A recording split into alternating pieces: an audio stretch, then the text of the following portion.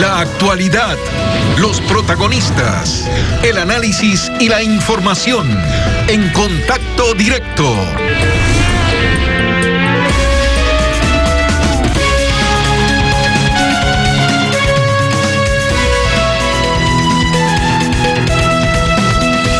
El gobierno había anunciado que disminuiría el monto de los recursos que se destinarían a los gobiernos autónomos descentralizados porque los ingresos del régimen disminuyeron en el 2020. Prefecturas, municipios y juntas parroquiales protestaron, como era lógico, se reunieron con el primer mandatario y han llegado a un acuerdo. Para conversar sobre ese entendimiento nos acompaña esta mañana Edson Alvarado, presidente de la Quinta Regional de la Asociación de Municipalidades del Ecuador. Buenos días y bienvenido a Contacto Directo. Buenos días, Lenin. Un saludo a todos los televidentes. Gracias por la invitación. Cuando la pandemia llegó a su nivel más alto, los GATS, haciendo uso de la emergencia declarada, contrataron directamente implementos de bioseguridad y se publicó que Contraloría había detectado en 50 auditorías irregularidades en esas adquisiciones.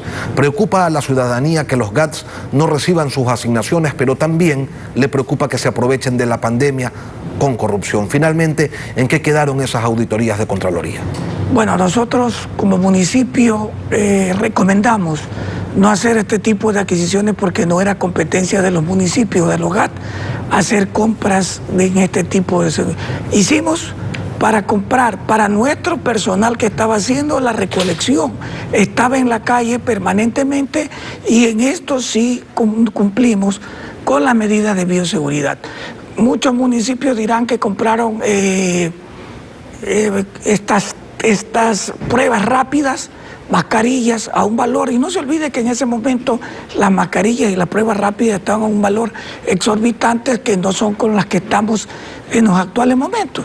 Pero los municipios asumimos un rol que no nos competía, con un rol que no era de nosotros, pero sin embargo por salvar y tener la salud de nuestro pueblo, cogimos y así hicimos inversiones en este sentido. El presupuesto del 2021, al ser año electoral, según la Constitución, debe ser igual a la proforma 2020 ejecutada. Los acuerdos ministeriales que el gobierno ha derogado impiden cambiar el presupuesto si es que nuevamente hay reducción e ingresos permanentes y no permanentes de los que participan los GATS. Así es, nosotros estamos proponiendo que los presupuestos se hagan de acuerdo a lo que se hizo en el 2020. El 2021 es un presupuesto prorrogado porque estamos en época de elecciones, pero más allá de esto, hemos asumido el rol de municipios trabajadores, en municipios saludables, en municipios con trabajo, que estamos cumpliendo con la ciudadanía. Y a los municipios, mi querido Lenin, es donde van la mayoría de las personas a pedir las necesidades básicas insatisfechas que no se han cumplido con anterioridad. Las asignaciones a los GATS se componen de dos factores. Uno de ellos responde a un cálculo cuatrimestral que toma en cuenta los ingresos que ha tenido el fisco. Esos ingresos han caído en 8.000 millones de dólares por la pandemia y también obviamente por la crisis económica. ¿Cómo aspiran entonces recibir al menos lo mismo que en el 2020? Miren, lo que sucede es que el presupuesto es el prorrogado y eso es lo que nosotros estamos pidiendo y exigiendo. El gobierno nos lanzó el acuerdo ministerial 049 en mayo con recorte presupuestario y en septiembre, noviembre nos lanza el acuerdo ministerial 072 que nos descuenta. Pero queremos saber cuál es la fórmula. ¿Qué fórmula? Porque hay municipios, por ejemplo, al municipio que yo represento, Santa Lucía, le están descontando el 35.5%. Entonces, a otros municipios, al de Daule le están recortando 50%, al de San Borondón le están recortando el 70% y al de Durán le están recortando el 60%, Lenin. Entonces no sabemos cuál es la fórmula, cuál es la base con la que ellos están haciendo este tipo de recortes. Luego del encuentro con el presidente Moreno, se terminó derogando, tal como lo conversaron, el acuerdo ministerial en el que se indicaba que habría una reducción de 691 millones de dólares en las asignaciones a los GATS. ¿Y finalmente en qué quedaron? A ver, luego de la reunión el día martes, a las 12 del día, con el presidente de AME Nacional, y en esto tengo que felicitar al CONCOPI y a la CONAGUPARE que se unieron a esta lucha de los GAT, a esta lucha nuestra, que nosotros empezamos desde el mes de mayo con ustedes, periodistas, haciendo ruedas de prensa, cerrando carreteras, haciendo marchas pacíficas aquí en Guayaquil. Eso fue el trabajo que nosotros hemos hecho, porque sabíamos qué es lo que se nos venía. Y hoy lo que nosotros tenemos, Lenin, es simplemente abonos a la deuda que el gobierno tiene que hacer. Nada más, son abonos lo que nos ha hecho el gobierno. Y hay municipios que se les debe 5 meses, hay municipios también que están hasta el mes de octubre, y hay municipios que no tienen cómo pagar el 10º, que ya estamos en el mes de diciembre, y más aún no tienen para pagar el mes de noviembre. Eso es lo que estamos pidiendo al gobierno, que por favor, hay municipios que vivimos solo de lo que asignaciones presupuestarias que nos da el gobierno nacional y que por ley le corresponden a los GAT municipales. No es la primera vez en el año que el gobierno se atrasa con las asignaciones que debe entregar por ley. Y a eso tenemos que sumarle el monto que por devolución del IVA sigue creciendo y no se los pagan. Al día de hoy, ¿a cuánto asciende la deuda? Mire, la deuda, usted lo ha dicho, IVA, asignaciones incompletas, asignaciones que nos deben de varios meses, lo que se le debe al Comaga, que incluido está ahí la región oriental y también insular, son más de 1.300 millones de dólares que está debiendo el gobierno nacional a todos los GAT, 221 GAT municipales, que eso es lo más importante. Eso nos deben. Y eso es lo que nosotros estamos pidiendo. ¿Cómo nos van a pagar? No exigimos que nos paguen todo, porque sabemos la situación económica. ¿En esos 1.300 millones está también la deuda con prefecturas o es solo de municipios? No, solo municipalismo. La deuda de prefectura o con COPE es una deuda muy aparte, como la deuda de la CONAGUPARE, que tengo entendido que el CONAGUPARE está al día en todas sus asignaciones, más no los GAT municipales. Ahora, en la reunión del día martes 1 de diciembre se comprometieron a formar mesas técnicas que analicen posibles cambios normativos al esquema de distribución de recursos a los gobiernos autónomos descentralizados. ¿Cuáles son esos cambios que podrían incorporar? Bueno, mire, el día jueves, este jueves 3 de diciembre ya se ha reunido la mesa técnica conformada por CONCOPE, CONAGUPARE, AME Nacional y también parte de la Asamblea con el Ministerio de Finanzas.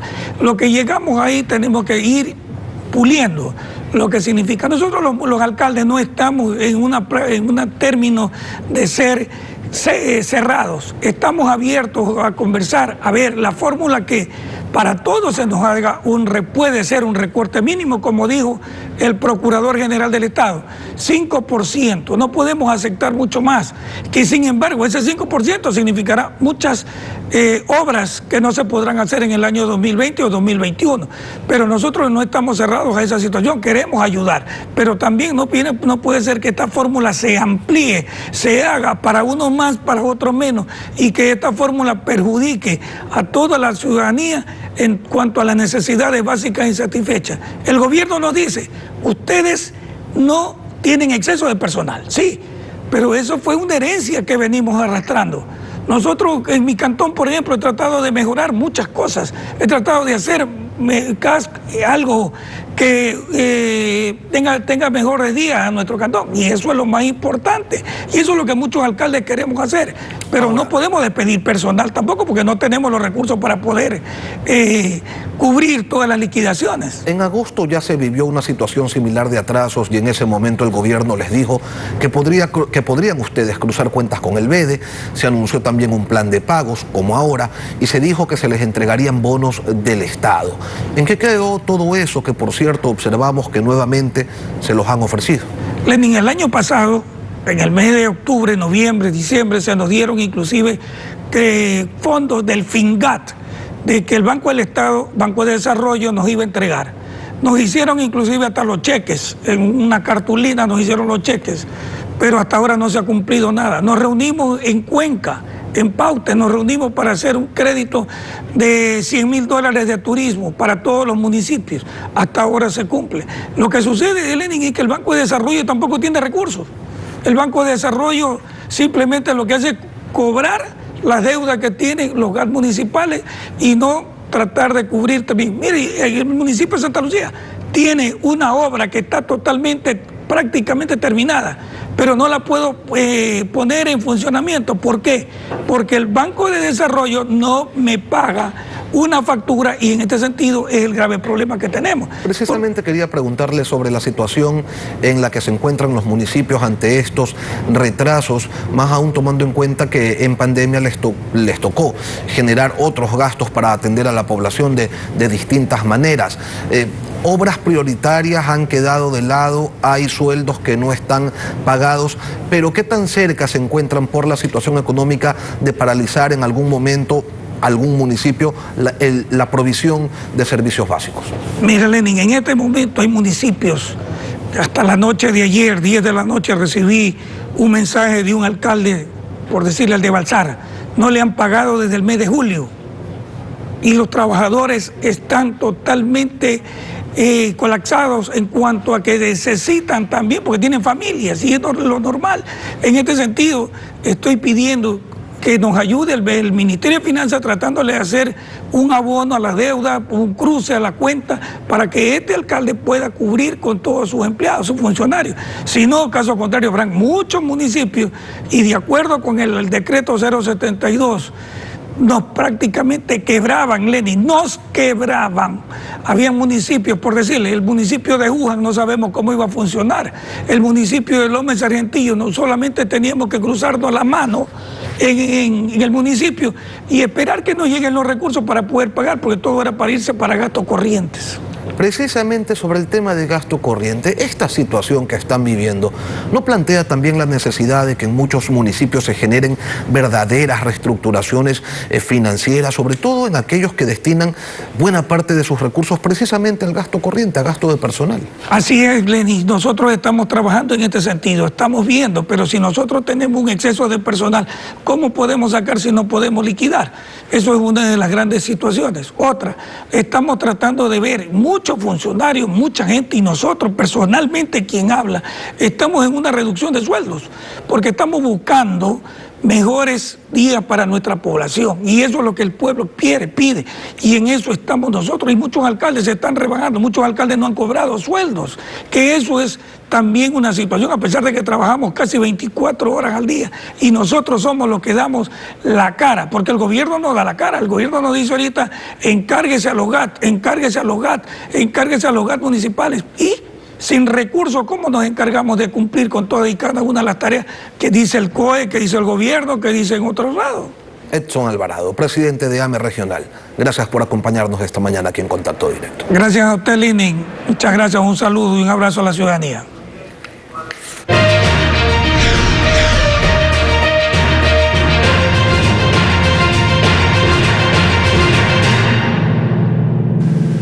El pago de la deuda interna es uno de los egresos más importantes del Estado y cuando hay dificultades económicas se recurre al no pago de la deuda externa. Esta medida extrema parece muy popular, pero trae serios problemas. Alfredo, buenos días. Buen día, Denise. Buenos días a todos. Se adquiere deuda externa para inversiones que alimentan pagos de deuda interna, pero no para pagarla. Cuando el Estado no reduce gastos corrientes, se endeuda afuera. Si deja de pagar esa deuda, inmediatamente tendrá dinero para deuda interna. Pero en poco tiempo, si no se endeuda afuera, tampoco puede pagar deuda interna o impondrá nuevos impuestos. Se llega finalmente al punto de partida. Si no hay recursos internos permanentes, por una pandemia, es un suicidio no reducir gastos, no pagar deuda externa, aumentar impuestos, mantener subsidios y agudizar corrupción. Es evidente que por lo menos se debe continuar pagando deuda externa para tener a quién recurrir. Estas reflexiones son a propósito de demandas legítimas de pago de deuda interna sin prever rebajas por menos ingresos, como es el caso de los gobiernos autónomos y otros sectores sociales.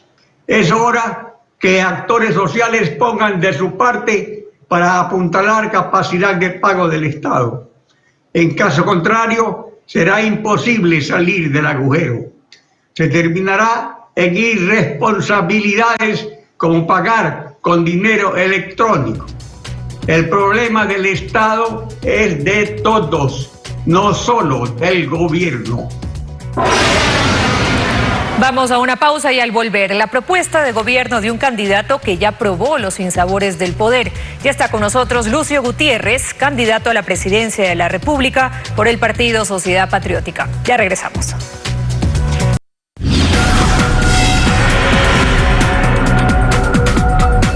Continuamos entrevistando a los candidatos a la presidencia de la República con la intención de conocer un poco más sobre los planes de trabajo que le han presentado al país ante el Consejo Nacional Electoral. Hoy es el turno de Lucio Gutiérrez Borbúa. Nació en Quito hace 63 años. Es ingeniero civil y licenciado en educación física. Tiene además una licenciatura en Administración y Ciencias Militares. Dentro del ejército llegó hasta el grado de coronel, no avanzó más debido a su participación en la asonada cívico-militar que terminó con la caída del gobierno de Yamil Maguad. Fundó el partido Sociedad Patriótica 21 de enero y fue electo presidente para el periodo 2003-2007, pero en 2005 un golpe de Estado lo sacó del poder. Fue candidato a la presidencia de la República en el 2009 y también en el 2013, quedando en segundo y en tercer lugar respectivamente. En 2016 intentó llegar a la Asamblea, pero no fue elegido. Ahora está en su cuarto intento por volver a Carondelet.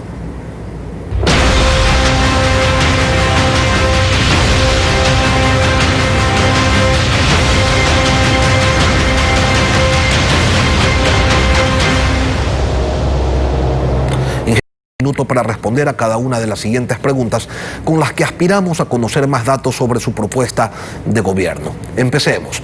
Usted habla de erradicar la corrupción y la impunidad y de recuperar la institucionalidad del Estado. ¿Cómo plantea hacerlo? Vamos a convocar a una mega consulta popular en donde el pueblo ecuatoriano aprobará la cadena perpetua para todos los políticos y funcionarios públicos que se roben el dinero del pueblo ecuatoriano.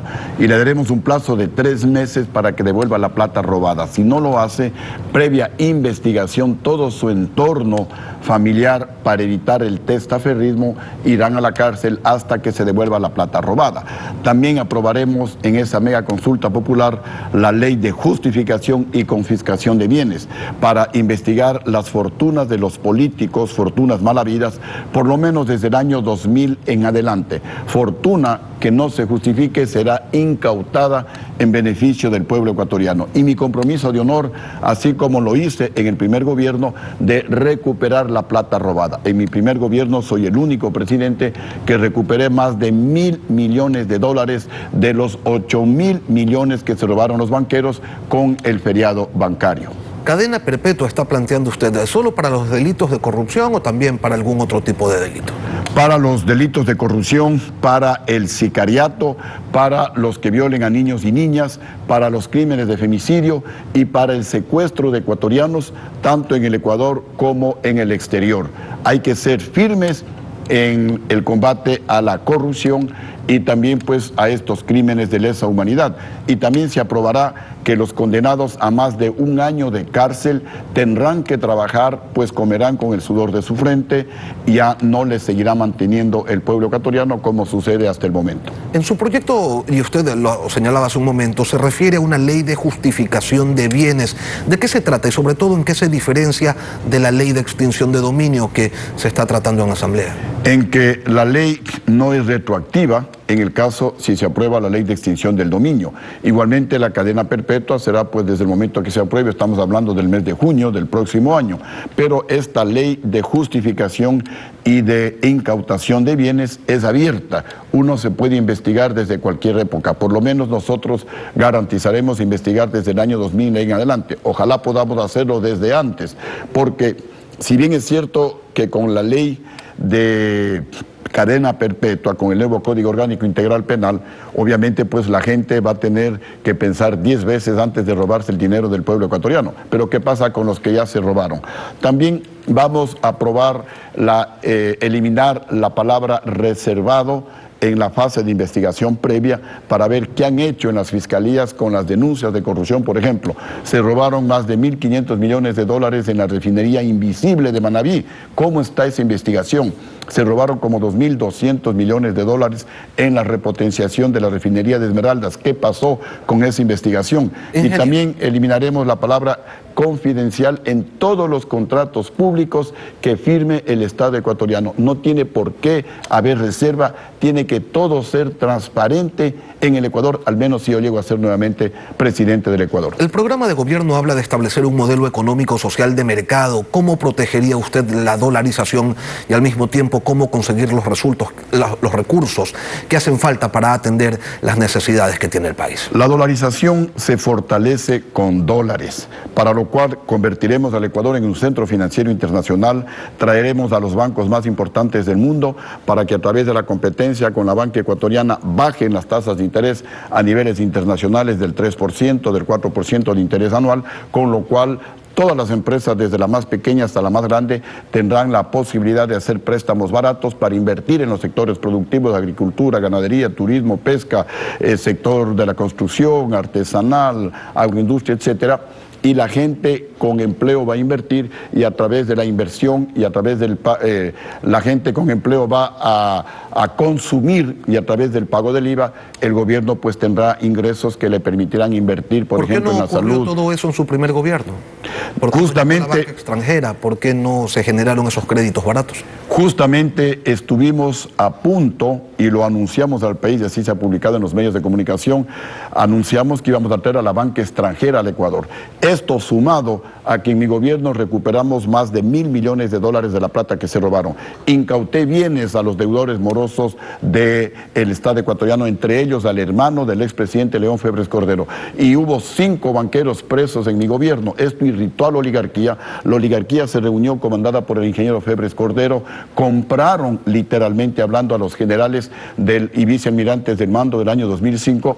Y hubo el golpe de Estado, me quitaron el respaldo, se cayó el gobierno, los banqueros salieron libres, se devolvió todo lo incautado y no se ha vuelto a cobrar $1 más de la plata robada. ¿Impulsará una reforma tributaria, Lucio Gutiérrez? Por supuesto que sí, en un acuerdo con el Fondo Monetario Internacional de subir el IVA al 15%, nosotros dentro de nuestro plan de gobierno tenemos bajar el IVA del 12 al 10% en un primer gran esfuerzo nacional y luego inclusive bajarlo al 8%. ¿Por qué bajar el IVA? Primero porque es el impuesto más injusto que existe en el Ecuador. Paga lo mismo el rico, el banquero, el millonario que el pueblo y hay que reducir esta injusticia. Segundo, si bajamos los impuestos, aumenta la capacidad de compra del pueblo, van a comprar más y a través del pago del IVA que estará en el 10%, el gobierno tendrá más ingresos. Igualmente cuando se bajan los impuestos, baja la evasión tributaria y al final del día tendremos más ingresos que si hacemos lo contrario, es decir, elevar el IVA al 15% porque se reduce la capacidad de compra del pueblo,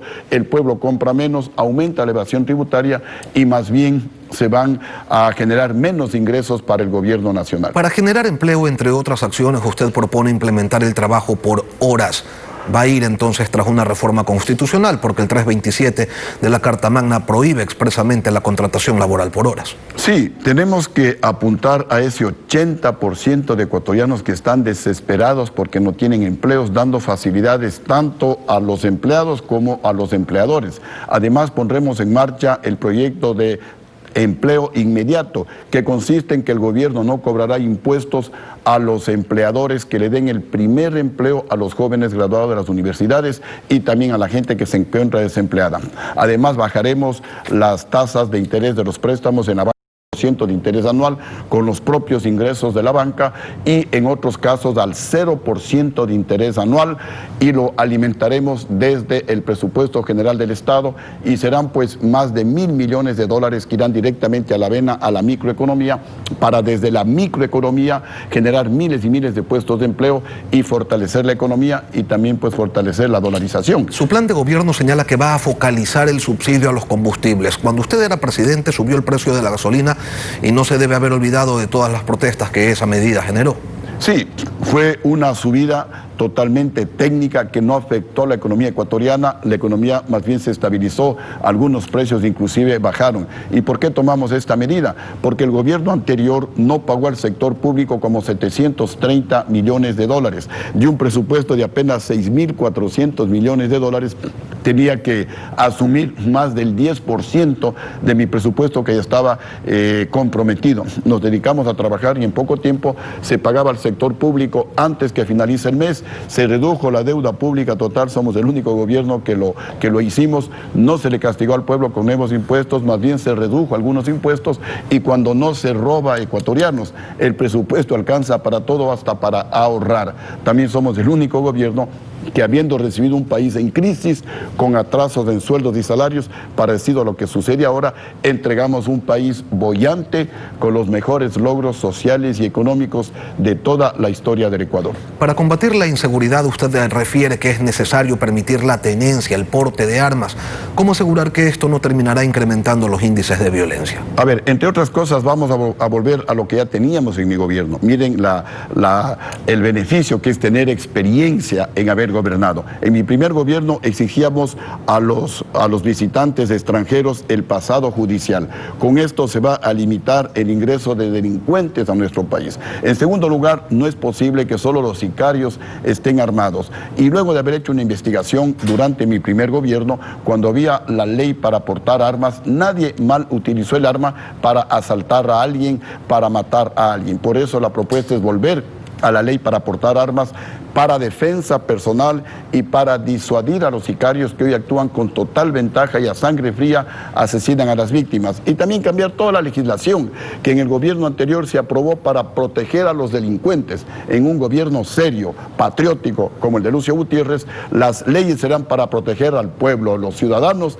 y no a los delincuentes. Usted habla de fortalecer el sistema jurídico. Cuando era presidente le metió a su manera las manos a la justicia cuando cambió con el respaldo del Congreso a la Corte Suprema de Justicia. Después dio marcha atrás, pero ya era demasiado tarde. ¿En qué consistirá ese fortalecimiento al que ahora hace referencia? A ver, primero, cuando vine a dar la cara, porque también soy el único presidente que, estando el gobierno golpista en el poder, vine al penal García Moreno como hacemos los hombres de honor, los hombres honrados, y uno de los juicios era que me acusaban de la pichicorte, de la traída del expresidente Bucaram, bueno, una serie de calumnias. Gané todos los juicios y salí en libertad. ¿Cómo vamos a fortalecer el sistema jurídico? Aprobaremos una nueva constitución en esta mega consulta popular a través de un referéndum en donde se definirá que la carrera judicial, tanto de jueces como de fiscales, será en base a probidad, será en base a la conducta de los jueces y fiscales, y las vacantes pues se llenarán, y vamos a fortalecer el tema de la cooptación, que de alguna manera pues ya existe actualmente. Finalmente, un mensaje para los electores en un minuto, por favor. Bueno, decir a los ecuatorianos que hoy más que nunca el Ecuador necesita un presidente honrado que no robe ni deje robar a los ministros y altos funcionarios. Cuando un presidente no roba, el presupuesto alcanza para todo, como en mi primer gobierno. Igualmente hoy necesitamos un presidente patriota que ame a su pueblo y que demuestre ese patriotismo, pero con resultados como los que logramos en mi gobierno. Pues yo tengo el récord de los mejores logros sociales y económicos de toda la historia del Ecuador. Y hoy más que nunca, para evitar que el Ecuador se convierta en otra Venezuela, lo que sería catastrófico, especialmente para la gente más pobre del país, necesitamos un presidente con experiencia para que nos saque de la gravísima crisis económica, social y fundamentalmente ética. Lucio Gutiérrez, candidato a la presidencia de la República por Sociedad Patriótica, gracias por acompañarnos hoy aquí en Contacto Directo. A usted muchas gracias por la invitación. Momento de despedir Contacto Directo, pero vienen más noticias en Televistazo en la comunidad. Manténgase en nuestra sintonía. Un buen inicio de semana para todos.